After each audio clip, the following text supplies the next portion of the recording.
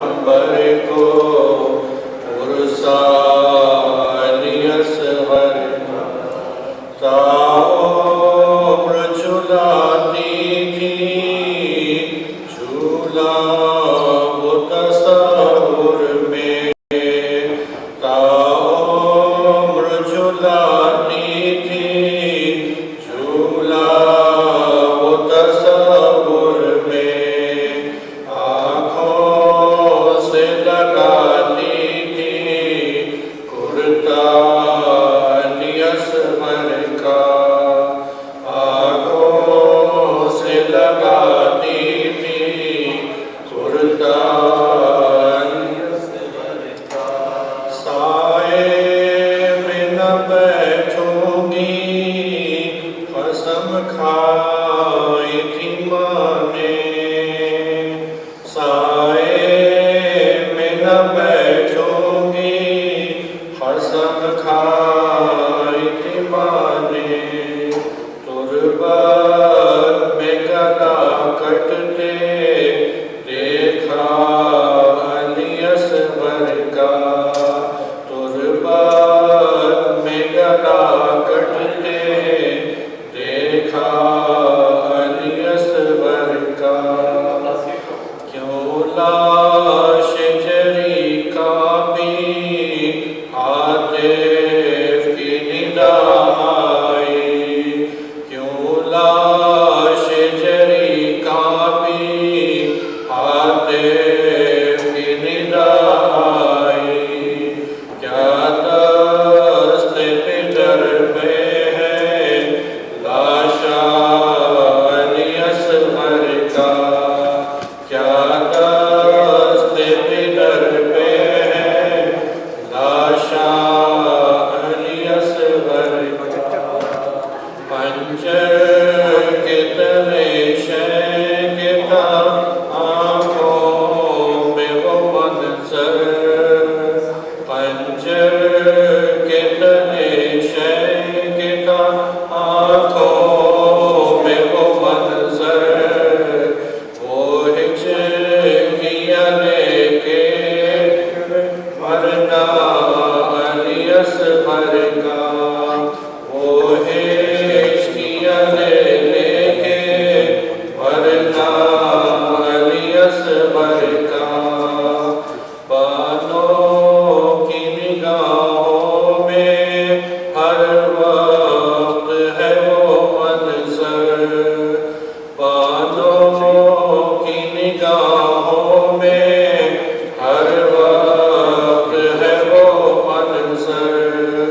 बेसर का बड़ा लाशा धन्ना अनियस भर का बेसर है बड़ा लाशा धन्ना अनियस भर का सूखी ज़बां होठों पे जिस वक्त फिर आई थी सूखी ज़बां होठों पे जिस वक्त फिर आई थी ले के नाम रोया दरिया अनियस भर का ले के नाम रोया दरिया अनियस भर का मौजें जो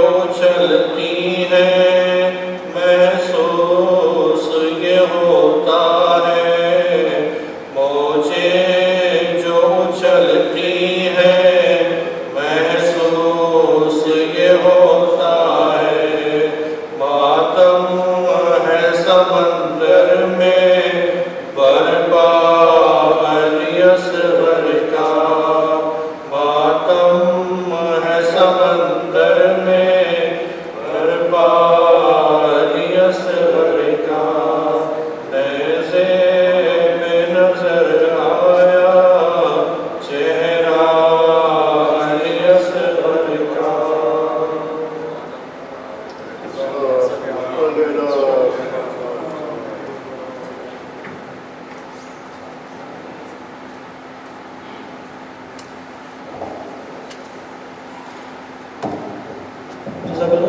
together.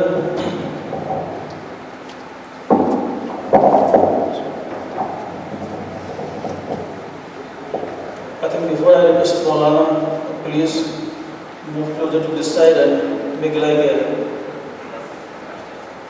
U-shape, white U-shape.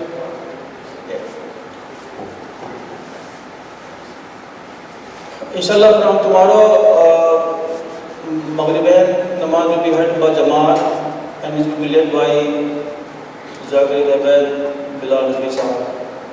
So those who want to attend Namaz Maghrib by Jamaat, please be here at 7:30. Namaz will be held tomorrow at 7:30 by Jamaat. Now I request Syed Bilal Rizvi to address the Majlis. Please welcome him with the loud salawat.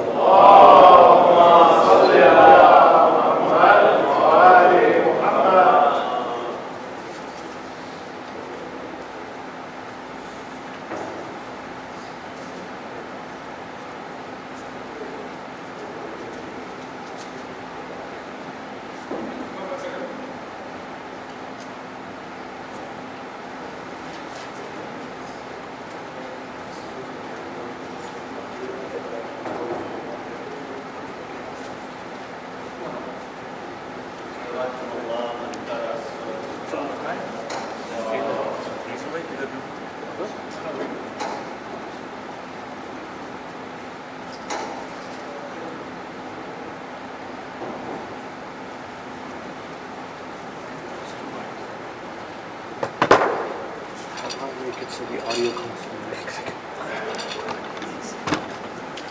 Go.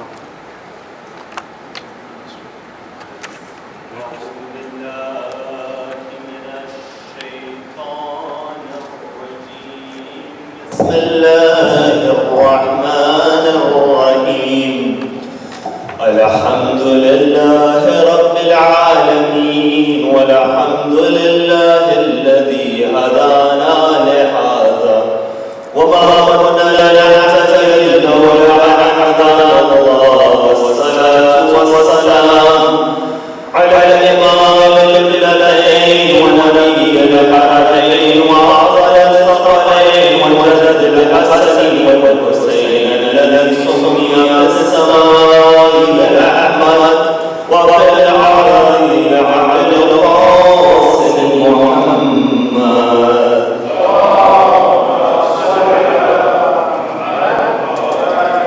وعلى آله الطيبين الطاهرين المعصومين الصادقين والذين كتب الله عنهم الرزق وتراءهم تذكيرا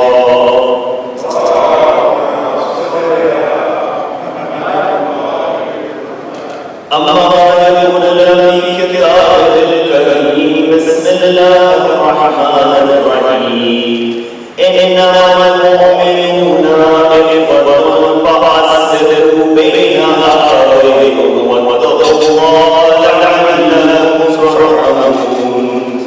For the Shishah of all you have to believe, for their safety wherever they are, Sallallahu Muhammad wa ala Muhammad.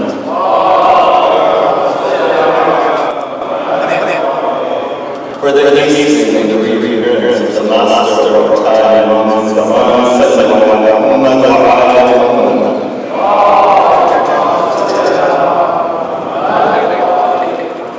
Indeed, upon this night, we find that in many communities, we remember the Nasiba of Habib ibn Mubarak. That Habib ibn Mubarak was an individual who was drowned in the love of Al-Bayt alayhi salam. He was an individual who held on to the angle of Wilayah firmly. You find he was that individual that in his childhood, the greatest story is there, that the Habib, a young Habib, would pick up the sand from underneath the feet of Abdullah and place it upon his head. You find more than that, as Habib has famously been described as a friend by Ahlul-Bayt. You find that in his life, Imam Hussein addresses him as a rajul faqih, that a man of understanding, a man of knowledge, that the Habib embodied loyalty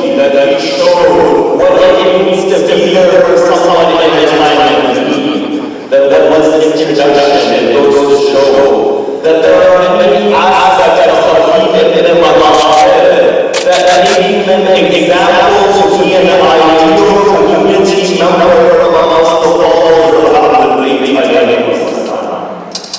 And that's why on this night, the topic which I have decided is one which fits the mold that Tawheed has given us, and that is examining the concept of wada, which is a verb form of the word wali, which is the noun, and building unity amongst our community. Because you can find that this is something which is often overlooked. For wada has multiple dimensions that not only does it mean to Allah and His Prophet and Ahlul Bayt, but to love those who love the Ahlul Bayt. And this third dimension, the word aspect, you find that it's often forgotten within our community. That you find that when we come forward the mosque has become a place of fighting. That when we look at our communities, people are numbers are short, their patience is low. You know, I know somebody who like fighting and the paradox of our lives. That when we have all our buildings, but we have shorter tempers. We have a wider freeway, but we have narrower viewpoints. And that is the reality of the situation. That the mosque of Majalis oftentimes have become a place of judgment to someone instead of salah, which we all know the same wanted. And you know what's the saddest reality of this is?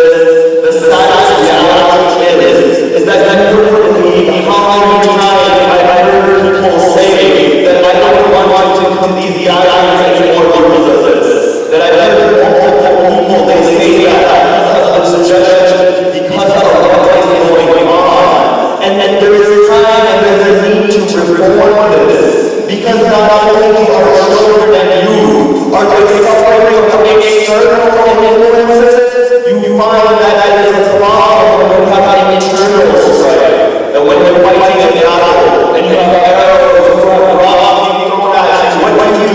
You make sure your word is strong. You make sure the people inside are intelligent to protect you. And this is why when you look and you examine this concept, you'll begin to realize that the God of Ahlul Bayt was salam as a practical dimension more than Allah. That the God, it's something which is theoretical, but there is a practical dimension to Allah. That when you look and when somebody asks you that you love and you live in it, you don't reply by saying that I love yes, that aspect of saying Ya Allah is there, don't get it wrong. That when your children are hurt, say Ya Ali. When you're picking up something that you say Ya Ali, keep saying Ya Ali and you rewrite your destiny. For even on the gate of heaven, the name of Allah is written on that gate. That when you look at the tradition, you find the gate of heaven that says Ya Allah, it says Muhammad Rasulullah, it says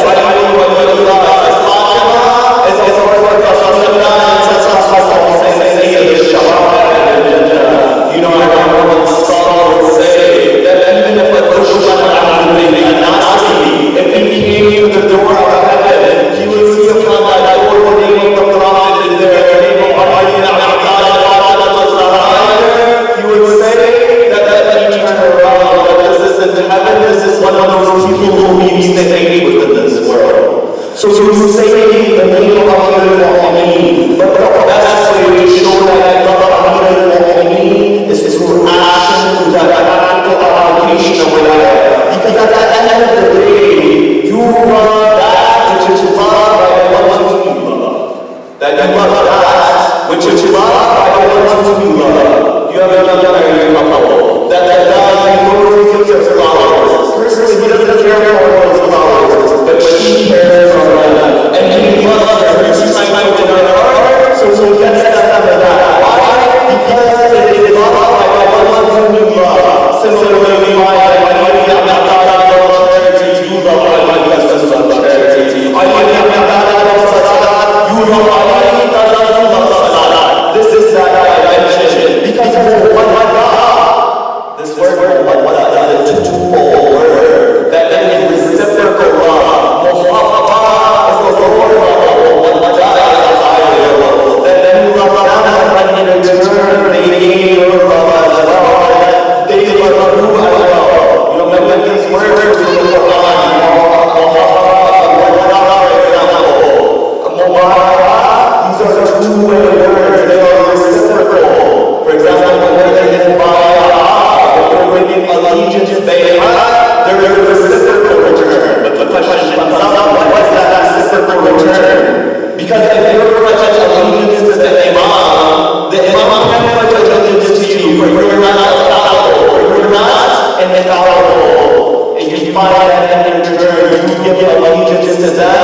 they promise shafa'at and intercession for you, and that is that return. So you find, if we begin to transform, and when we begin to look at things through the lens of wilayah, you will find that we can transform this world, because when we look at these majalis need to be a sort of spirituality. For everyone, the sixth Imam would say that wander the heavens above this earth. They said to the sixth Imam that the heaven exists on this earth. The sixth Imam was saying, wherever there is God in the name of my God, was saying that is the heaven upon this earth. Why? Because many of the scholars have written that heaven is the name of God. Heaven is the name of understanding, and the more understanding you have, it's as if your God will be upon this earth, but wherever you go, you will be creating heaven upon this earth. And how do you do that? You do it with the practical lens of Allah. And when we look at something like Allah, why do we love Allah? We love Allah because we love Allah. In the same way we love our community members because they love Allah. They have promised that they would return them. They would return that.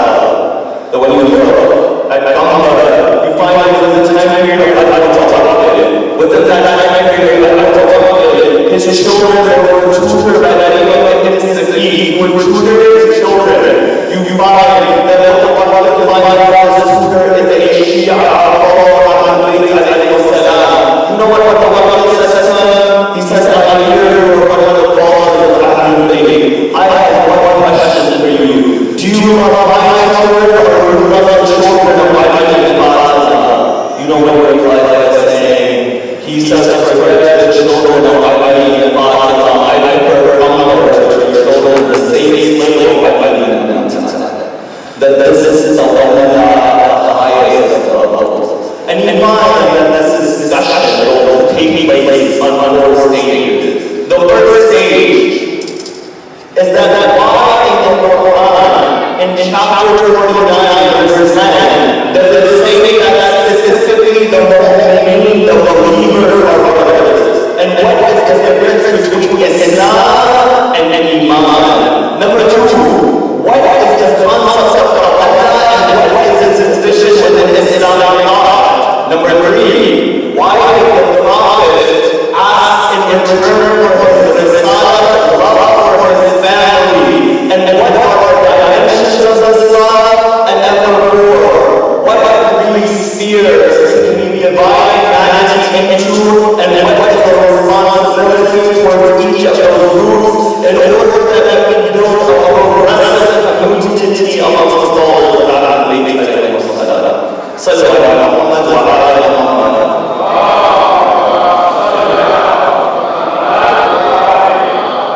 Indeed, when you examine the Quran and look at Surah Al-Hujurat, of course, one of the names which has been given is Surah Al-Hujurat, that the chapter of morality. Within this chapter, number 10, the 10th verse states what? It says, إِنَّمَا الْمُؤْمِنُونَ إِخْوَةٌ. That indeed the believers are brothers, that they are brothers. And then it says what? It says, فَأَسْلِمُوا بَيْنَ أَخَوَيْكُمْ وَاتَّقُوا اللَّهَ لَعَلَّكُمْ تُرْحَمُونَ. It says that solve the problem in between them, create salam in between them, and have piety and consciousness of Allah, so you can have His mercy. That when we look at this verse, the concept of brotherhood comes up. Because when we go, we find that brotherhood is the strongest bond. That when we look at emotion, parents and children are emotionally the strongest attachment. But there is a difference. The parents are on a higher level than the children. They're not equal. But when we have brotherhood in Islamic thought, everybody is on the same playing field. And this is why this bond is so important that when Rasulullah comes to Medina, the first thing he realizes is that if I want to spread a unity that can spread Islam ideology to our world, I need to have unity at a base level.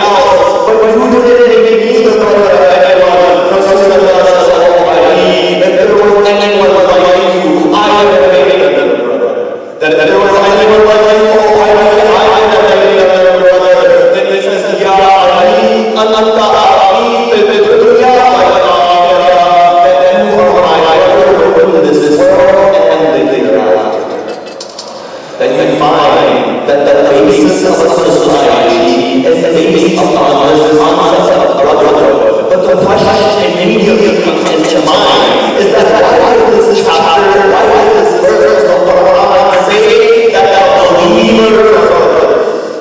That I say, Allah, why are you not more inclusive? Why aren't you saying that the entire humanity is brotherhood in this verse? You find the answer is what? Is that when Islam is brotherhood, it's not brotherhood based on morality. When Islam is forming brotherhood, that brotherhood is with the purpose. It is the goal, and that goal is driving forward ethically and morally. For example, if you have a political establishment, and within that political establishment, not everyone within the party believes in the policies of that political party. What's going to happen? The moment a single dispute comes up, the party will collapse. In the same way, Allah's verse is that the believers are brothers, because the believers are so in unison with each other. They have a common mindset, they have a common mentality, they are moving in a common direction, and this is their reward. You know how I was saying that your money has been given from hands like mine. When you look at that individual, by their bodies, they feel 72, but in reality, they were one soul. That by their body, they were 72 in number, but their mindset, their age of our way, their vision, their message was so unanimous. It was like that they were moving in one direction together. And this is that reality. Because if one say it's easy to snap out, but to be a bundle of our lives is not a and that is the strength of the whole way. That when we come together, that nothing stops us from making change and creating change within this world. Because by ourselves, we are one drop, but when these drops come together, they form an entire ocean. That when these drops come together, they form an entire ocean. And this is the reality. This is one of the practical manifestations of wilayah. And if I'm interested in the second question, which comes up in the mind of the human after reading this verse, is that okay, you said that believers are brothers, but what is the difference between Islam and Iman? That is a legitimate question. What is the difference between Islam and Iman? And this is something we find that the ancient one, Sheikh they all discuss this. But to summarize, I'll mention three quick points of this lengthy discussion. The first which they stated is that Islam is something which is superficial. It is outward acceptance, whereas Iman is something within the heart. You know, we all know those people that we see someday. All we do is we make small talk about them. Hey, how's your weather? Bye. Next day is that anything. That's very superficial. It's outward. But sometimes you meet someone. The conversation starts at our level, but then it becomes a deeper conversation, and you guys get to recognize each other. You find it in the same example. When we say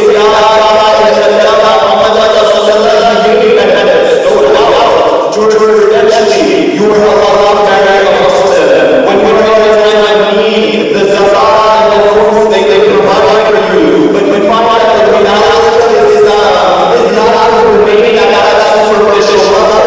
The reality of Islam is for you to transcend into your heart.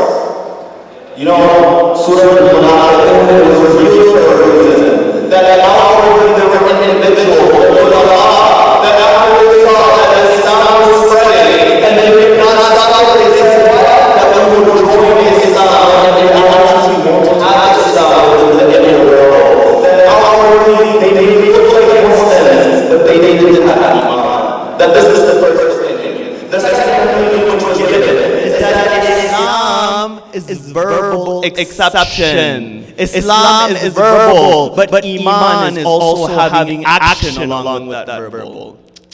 that Iman is having action without that verbal. You find that it's narrated from our fifth Imam. And you know who's the narrator? Muhammad bin Muslim. Muhammad bin Muslim had 80,000 narrations of Ahlul Bayt alayhim salam memorized. You know why he had them memorized? Imam as-Sadiq, salamullahi alayhi.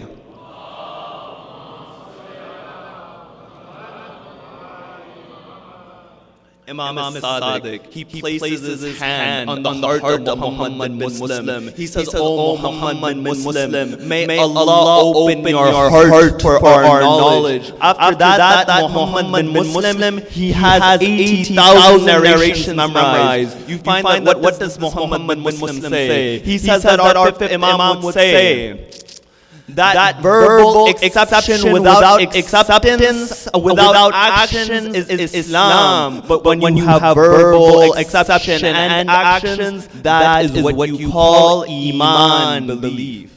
That is the second level. But the third thing which the ulama have mentioned is that to transcend, to have the reality of Islam transcend from the outward level to the inward level that brings you Iman, that is belief in the wilayah of Ahlul Bayt alayhim salam. That the wilayah of Ahlul Bayt is that reality which brings Iman towards a person's heart. And this is why, from the second level, we analyze the concept of tawalla. You look at these words within the Quran, you find that the word willa, tawalla, it comes from the word willa. Tawalla is the verbal form, tawalli is the nominal, the noun form. You find that it's mentioned in the Quran, willa, and its derivative 236 times. That 236 times, and I'm trying to give a 45-minute lecture when a word is memorized. It's mentioned in the Quran this many times. I remember Zurara bin A'yan, he comes to the sixth Imam. He would go to attend the sixth Imam's classes with his father. He says, "Oh Imam, it's been 40 years. All you teach us is the rulings of Hajj. Every time we come, the rulings of Hajj." The Imam replies by saying, "Oh Zurara, that Hajj which started 2,000 years before Adam, you want me to explain that Hajj in 40 years? In the same way you find these Ahlul Bayt, they were there before Adam. So to explain them in a limited number of time, it's not possible. But you find when you examine this word willa, Raghib al-Isfahani, in his famous Quranic lexicon, dictionary, lughat you can call it, he writes that what does willa mean? And from willa, wilaya comes, walaya comes, all these words, they come from willa. Raghib al-Isfahani says, willa means that you place two things so close to each other that there is no space in between them. That you don't know where one thing ends and another thing begins. And this is the reality of the wilayah of Allah, Rasulullah, Ahlul Bayt. That wilayah, it brings such a unison amongst the mu'mineen that although their bodies are different, it's as if they are so close to each other. There is no separation in between them. That there is no separation in between them. And this is why Rasulullah on the day of Ghadir, what does he say? He says, "Man kuntu mawla fa hadha aliyun mawla." You know, in Arabic, when this letter fa comes up, it means then. But there's a speciality about this fa. There's a difference between fa and thumma. Thumma means it comes afterwards also, but there is a space in between. Fa means there is no space in between. Rasulullah says, "Man kuntu mawla." Then Ali is the mawla, no space in between. This is that reality. This is the reality of wilayah. That whatever Rasulullah would want, Ali ibn Abi Talib would do whatever Rasulullah would want. You find on the day of Ghadir, on that day, Rasulullah, the crowd of 100,000 people upon the day of Ghadir, Rasulullah says to the companions, he says to Salman, "O Salman, tell everyone to take the camels, the saddle of the camels off and make up pulpit for Ali ibn Abi Talib. Then he tells another companion that whatever I say, you repeat it from on top of that mountain because you have a loud voice. You find that Rasulullah upon that day gives the longest sermon of his life within the heat of the sun.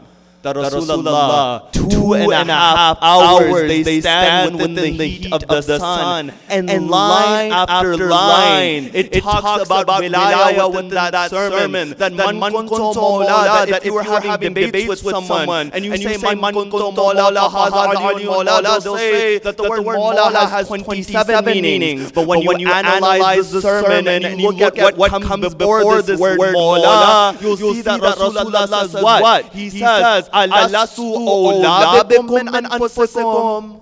That do I not have more authority over you than you have over yourselves? That it shows the context. You know, Fox News, what do they do? They take one verse out of the Quran, they create this concept, then they say Islam is the religion of terrorism. The same way, if you take one line out of the sermon, put your own context, you can say that Mawla means everything, but when you look at it in context, in reality it has one meaning. And you find that Rasulullah, upon that day, he gives this sermon, and it reaches its peak. He looks around. On three sides there are men, behind him is women. He says, Man kuntum mawla, fahadha aliyun mawla, fahadha aliyun mawla, fahadha aliyun mawla.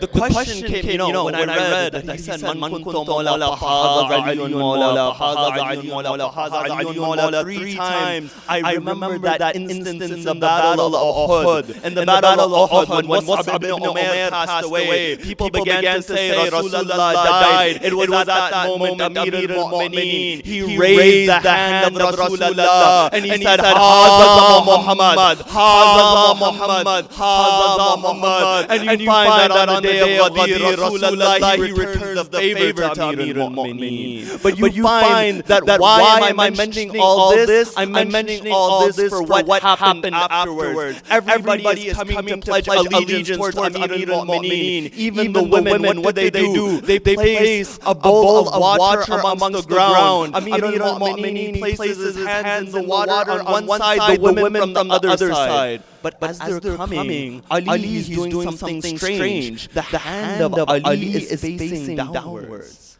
They say, Ya Rasulullah, we are coming to pledge allegiance to Ali. Ali's hand, it's facing downwards. Rasulullah says, didn't I just announce that Ali is the master of the believers? Why don't you go ask Ali himself? Ali ibn Abi Talib, when he is asked, they say, Ya Ali, why is your hand facing down? Why is it not facing up? Amir al-Mu'mineen replied by saying that I am taking allegiance, I am not asking for allegiance. Because when you ask, your palms, they face the sky. What do we do in dua? When we do in dua, we raise our hands, they face the sky. Our palms, they face the sky. They say, Ya Ali, for every single thing, you have an ayah, you have a verse to prove that. Do you have a verse to prove this as well? Amir al-Mu'mineen replies by saying, didn't Rasulullah just say, my hand is Ali's hand? They said, yes. Doesn't the Quran says, Inna lalladina yubaya'unaka, innama yubaya'una Allah, yadullahi fawqa aydihim. That whoever pledges allegiance to the Prophet has pledged allegiance to Allah, and the hand of Allah is always over their hands.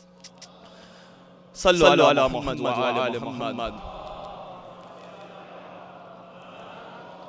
And the hand of Allah is over their hands. I looked at this crowd. I mentioned this Ghadir for a reason. As I was looking up at the crowd, everybody was looking towards me. I saw smiles upon the faces of everyone. That is the bond of wilayah. That is that bond which brings all of us together. When you look at a fellow believer, forget your differences. Don't look at the differences. Look at him. Think that he is a lover of Ali ibn Abi Talib. He has Ali within his heart. How can I hate the one who has Ali within his heart?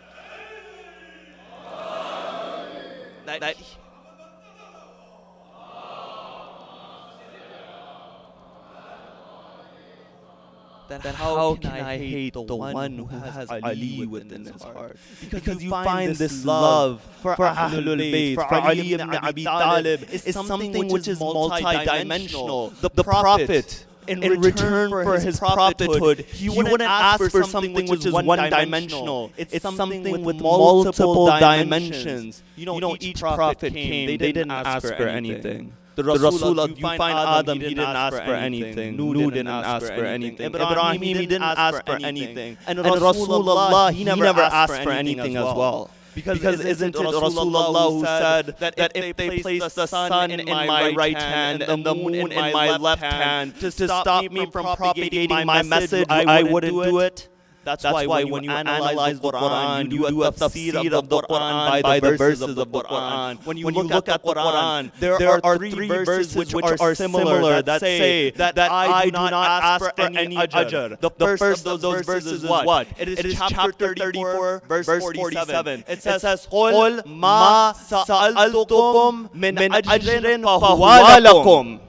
He says what? He says, I do not ask for anything except for something which is for you. And then he says what? He says, in ajriya illa ala Allahi, that my reward is only with Allah subhanahu wa ta'ala. And then you find what? In ayah chapter 43, ayah 23, Allah subhanahu wa ta'ala gives the reply by placing the word qul. He says, O Prophet, say. The Prophet's not saying himself. Allah is telling the Prophet to say, قُلْ لَا أَسْأَلُكُمْ عَلَيْهِ أَجْرًا إِلَّا الْمَوَدَّةَ فِي الْقُرْبَى. That these are not the words of the Prophet to give recompensation. The word قُلْ proves that it is from Allah that recompensation is coming. This is that second verse. But there is a third verse. Chapter 25, verse 57. What does it say? It says, قُلْ مَا أَسْأَلُكُمْ عَلَيْهِ مِنْ أَجْرٍ إِلَّا مَنْ شَاءَ أَنْ يَتَّخِذَ إِلَىٰ رَبِّهِ سَبِيلًا. It says that I ask for nothing except for that you take the sabil, the path of your Lord.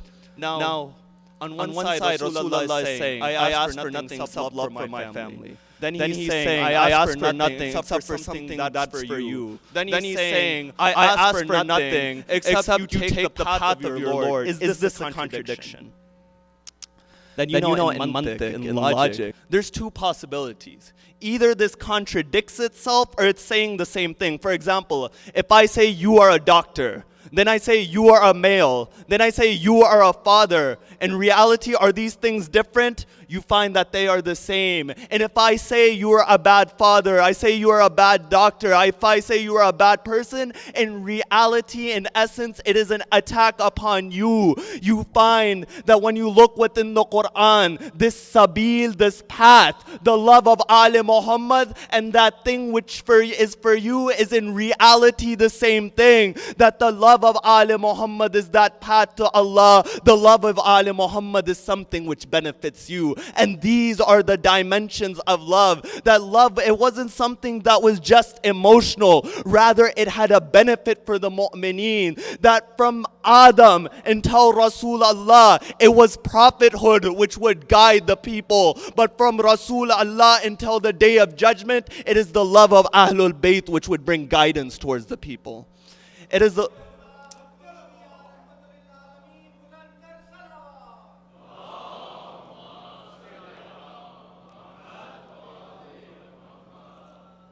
It is the love of Ahlul Bayt that would guard people. And what does the Quran say about those who oppose the sabil, the path of Allah? It says what? It says in chapter 25, verse 27, وَيَوْمَ يَعَدُّ الظَّالِمُ عَلَى يَدَيْهِ. And then what will he say? يَقُولُ يَا لَيْتَنِي اتَّخَذْتُ مَعَ الرَّسُولِ سَبِيلًا. That on the day of judgment there will be an oppressor biting his hands, and he will say, oh Allah, I wish I had taken that sabil, that path alongside the Prophet, highlighting the Prophet is something else and that path is something else, to provide more evidence. But you find that this is that love. It is multidimensional. It is mentioned within the Quran. And that's why I conclude on what? Is that when you look at humanity, you can divide humanity into three spheres. Take a white sheet of paper. In the middle of the paper, put a dot. Call that dot Tawheed. Draw 3 circles around it. One circle will be more inclusive. Then there will be more exclusive. Then there will be one which is more inclusive. Then there will be one which is more inclusive than that. The first circle is the circle of wilaya. After that, you find the next circle is the circle of Islam, the circle of the Muslims. And then you find the third circle is the circle of humanity. You find the traditions of Ahlul Bayt say we have a responsibility to each of them. The first circle of humanity, that you do insaf with them, you are just towards them. The second circle of the Muslims, you do infaq, you are charitable to them. But the third circle, you do isar, self-sacrifice for that third circle, which is the one of wilaya. And I'll conclude upon the responsibilities towards each of these circles in order that we can build a progressive community for the followers of Ahlul Bayt alayhimus salam here at IEC Husaini. When it comes to the first circle, you find that the first circle is the circle of humanity. That when it comes to anybody who is a human being, whether he is a theist, atheist, Muslim, Christian, Jew, Hindu, whatever he is, you have the responsibility of justice towards that person regardless of what he belongs to. You know, when the ethicists, they analyze this concept of justice, they say there are certain good deeds that although intrinsically they are good, they are not for all times. For example, kindness. Should you always be kind? Yes, you should be kind. But if your child is misbehaving and you're kind towards him, it'll only encourage him negatively. But you find justice. Justice is that attribute, that you have justice at all times. And this is why you find that Ali ibn Abi Talib, whether it was a Muslim or a non-Muslim, he showed justice which was unbelievable. You find that Amir al-Mu'mineen, they see him shivering. They say, Ya Ali, you are shivering. Your cloak, your abba is so thin. You know what Ali ibn Abi Talib says? He says, I'm afraid that there will be somebody in Yemen from amongst my kingdom who is cold. That's why I don't buy something which is warmer. You find after that what? Another incident. Ali ibn Abi Talib, he's speaking on the mimbar. As he's speaking on the mimbar, he's doing this with his shirt. He's drying his shirt. The narrator says that I was walking by with my father. I said that, why is Ali ibn Abi Talib doing that? Is it hot? Is something bothering him? You know what he replies by saying? He says that Ali ibn Abi Talib, he just washed that shirt and that is the only shirt he owns. When he came upon the mimbar, he was drying it as he sat upon that mimbar. That this is that reality, that this is what you owe towards people, that we are not those individuals that dehumanize anyone because their beliefs are different from us. That is for other individuals. And you know what justice is? Justice means to place something in its right place. So zulm is the opposite, to take something out of its right place. You know, I remember when Amir al-Mu'mineen, he becomes the Khalifa. Amir al-Mu'mineen, he goes towards the masjid. He's about to step upon the mimbar. You know, the third, he would sit on the bottom step. The second would sit one step higher. Then first would sit one step higher than that. Rasulullah would sit on the topmost step. Now, Ali ibn Abi Talib, he's about to get on the mimbar. Everybody's going to think that Ali, he's going to take the lowest spot. You know what Amir al-Mu'mineen does? He gets upon that mimbar. He places his feet where the third would sit. He goes one step higher. He places his feet where the second would sit. Then he goes one step higher. He places his feet where the first would sit, and he sits where Rasulullah would sit. And he says, oh Allah, today truth and justice has been brought to this position. All of the companions upon that day, they say what? They say, now we are reminded of the time period of Rasulullah. That this...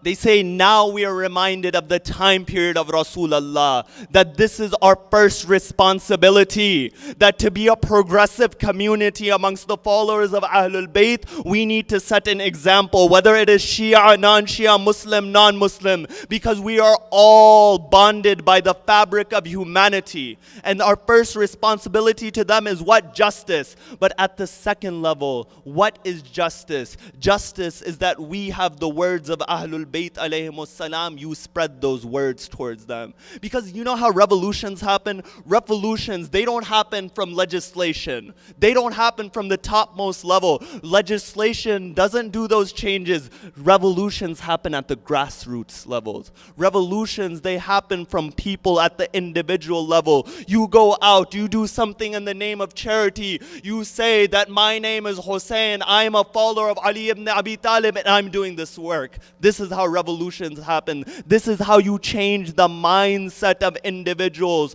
You tell them who Ahlul Bayt are. You give them the words of Ahlul Bayt. The Ahlul Bayt say that we'll do the rest. You give them the words, they say they'll do the rest. What does the 8th Imam say? The 8th Imam says if the people knew the beauty of our narrations, they would undoubtedly follow us. That you know how powerful these words of Ahlul Bayt are? That Sheikh Abbas al-Qummi, somebody is sick. They come up to him. They say, oh Sheikh, can you write a dua for us? You know what Sheikh Abbas al-Qummi does?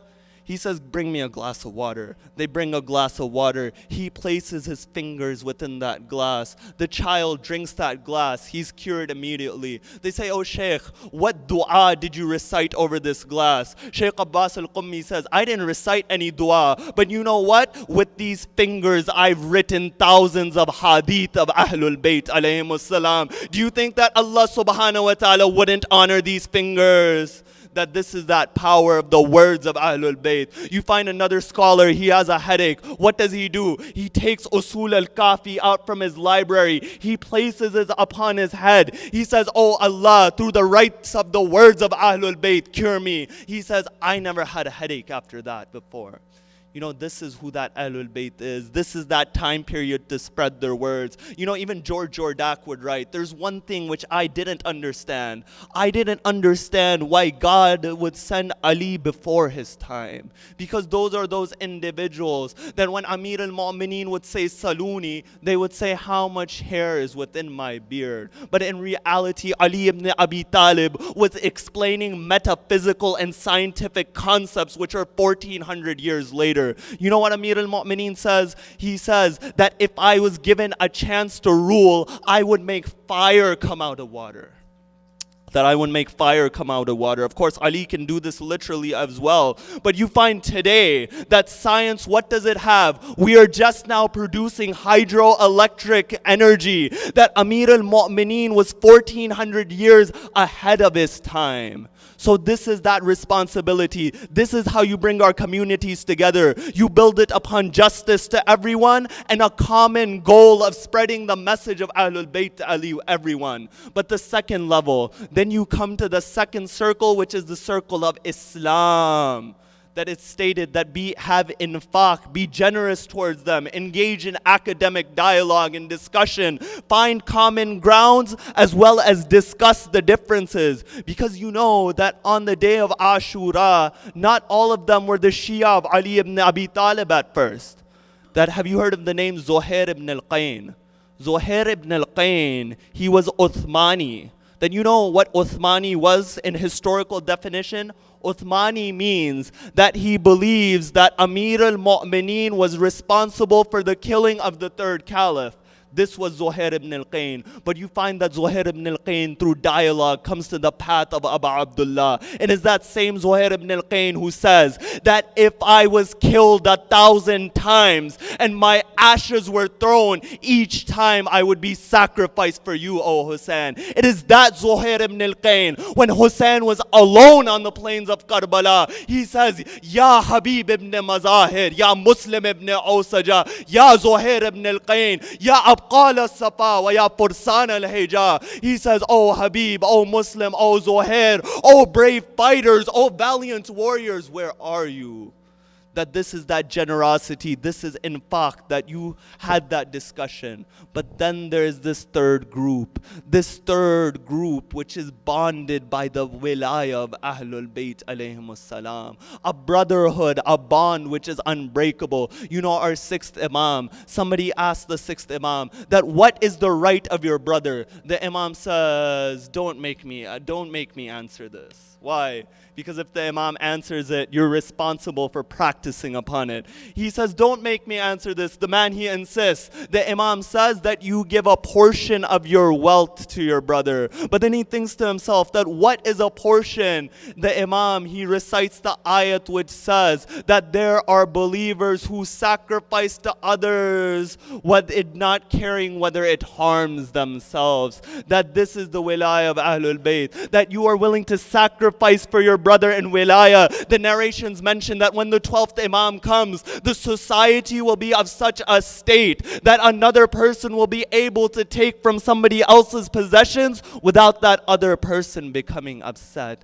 That this is that wilaya. That wilaya is something which connects the hearts. That look at Habib, you look at Maytham, they're speaking towards each other. Habib says to Maytham, oh Maytham, it's as if I see a balding man who sells dates and he is going to be killed for his master Ali ibn Abi Talib. He says, oh Maytham, are you ready for that day? Maytham says, I'm ready for that day. Then he speaks to Habib. He says, oh Habib, it's as if I'm looking at a man who's going to be killed for the grandson of Rasulullah. Are you going to stay with the grandson on that day, or are you going to turn away? Everybody thinks that Habib and Maytham, they're going crazy. They go to Rashad al-Hajari. They say, oh Rashad, Maytham and Habib are crazy, that they're speaking about how they are going to die. Then you find that Rashad, he replies by saying what Habib didn't mention is that for 200 dinar, his head will be paraded around Kufa.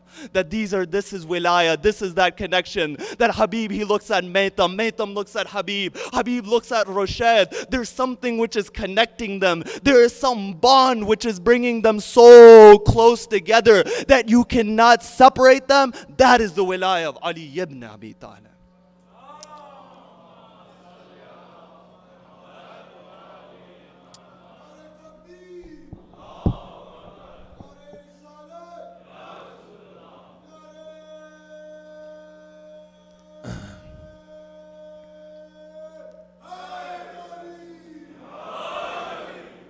That is that wilaya which brings everybody within this hall together. It is that wilaya which drags you over here. It is when you look at the world through the lens of wilaya that the world, it begins to have this crystal clear picture of a brighter future. And you find there are certain people that they had that wilaya to such an extent that the imams themselves would invite those people, and that was Habib ibn Mazahir. That, you know, Bibi Zainab, she would watch that more troops, they would come. Shimar's army, Umar bin Saad's army, it kept getting larger and larger. She would ask her brother, are any of these people here to support us? The Imam would say, no, they're not here to support us. But then he would say what? He would say that my friend Habib will come and support us. You find the Imam, he sends a messenger towards Habib. When he knocks at the door, what does Habib hear? He hears the messenger say, Ana Baridul Hussein, that I am the messenger of Hussein. He takes that letter which the Imam sends him. Habib, he kisses that letter. He places it upon his eyes. Imagine you have a letter from your Imam. What must have gone through the heart of Habib? Maybe Habib was thinking that there was news of happiness within this letter. But when he opens the letter, what does he see? He says the Imam saying, oh Habib, we are in a time of difficulty. Habib, he thinks towards his wife. He says to his wife that the son, what is this? His wife says, oh Habib, is this a letter from the son of Fatima? He says, this is a letter from the son of Fatima. He's in difficulty and he needs my help. You know what the wife says? She says, oh Habib, are you you going to go help him? Habibi replies by saying, I am thinking about it. It is at that moment that his wife said, Oh Habib, you are going to stay in the house while the son of Fatima is in difficulty, Habib. That while the son of Fatima is in difficulty, Habibi says, I was just taking your task. Habibi goes with his servant. He goes towards Karbala. When the companions, they see that Habib is coming, they say, Allahu Akbar. The voice of that Allahu Akbar, it goes towards the tent of Bibi Zainab. She says, Oh Mother Fizza, that what has happened? What is this noise for? Bibi Fizza, she goes out. She inquires when she comes back. She says, Oh Zainab, that Habib has come. Bibi Zainab, she says that no one has come for us. Send my salams to Habib. You know what, Habib? He hears the salams of the daughter of Ali ibn Abi Talib. Habibi falls upon the ground. He throws his turban on the ground. He says, the daughter of Ali is sending her salams to a ghulam like the daughter of Ali is sending her salams to a ghulam like Habib. I say, oh Zainab, right now you are sending your salams to Habib who is from Kufa. But oh Zainab, you'll go through that bazaar of Kufa. Not one salam will come your way, but instead there will be arrows. There will be rocks which are thrown at you, oh Zainab. You find that this Habib, he is fighting. He is fighting. The Imam, the time for prayers, it comes. The Imam, he says, oh Habib, stand in front. It's one enemy, he says to the Imam, that do you think your prayer will be accepted? Habib, he says to him, that you are telling the son of Fatima that his prayer won't be accepted. You find Habib, he is fighting after that. Habib, he falls upon the ground. He says, oh my master, did I fulfill my promise? Imam al-Hussein says, oh Habib, you fulfilled that promise. You know, when the heads, they return towards Kufa, the wife of Habib, she sees the head of Habib. She thinks to herself, she says to the servant, oh my servant, I know they must have buried the son of Fatima. I know they must have buried Ali Akbar, but Habib is from the people of Kufa. They probably did not bury Habib. Take this kafan, take this shroud, and cover the body of Habib. The servant, he goes towards Karbala. In his hand is one kafan. He sees 72 bodies laying across the plains of Karbala. He comes back towards Kufa. The wife of Habib says to that servant, that why did you return with this kafan? He says, oh Bibi, you gave me one kafan. The bodies were 70. Oh Bibi, you gave me one kafan. The bodies that laid in the plains of Karbala. على لعنة الله على القوم الظالمين سيعلم الذين ظلموا أي منقلب ينقلبون. Raise your hands, raise your hands. Ya Allah, we ask through the right of our tears for Aba Abdullah for the forgiveness of our sins. Ya Allah, we pray for the hastening of the master of our time, Imam Sahib al-Zaman. Ya Allah, we pray for the rebuilding of Jannatul Baqi. And Ya Allah, we pray that our communities can progress in a forward direction around the wilayah of Ahlul Bayt alayhim as-salam. ربنا تقبل منا إنك أنت السميع العليم.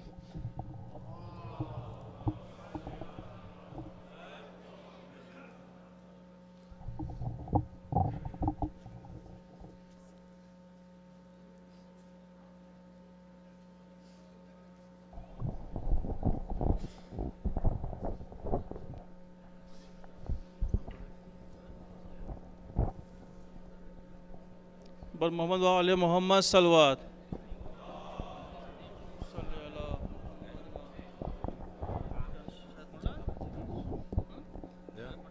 कौन नहीं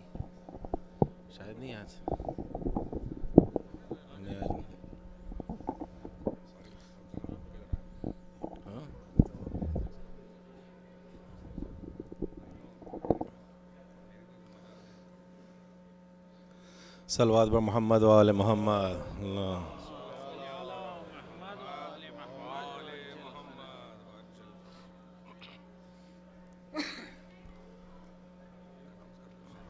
जो मोमिनीन बाहर तशरीफ़ रखते हैं उनसे अदबन गुजारिश है कि मजलिस शुरू हो रही है, अंदर तशरीफ़ ला लें। सलवात पर मोहम्मद व आले मोहम्मद। अल्लाह।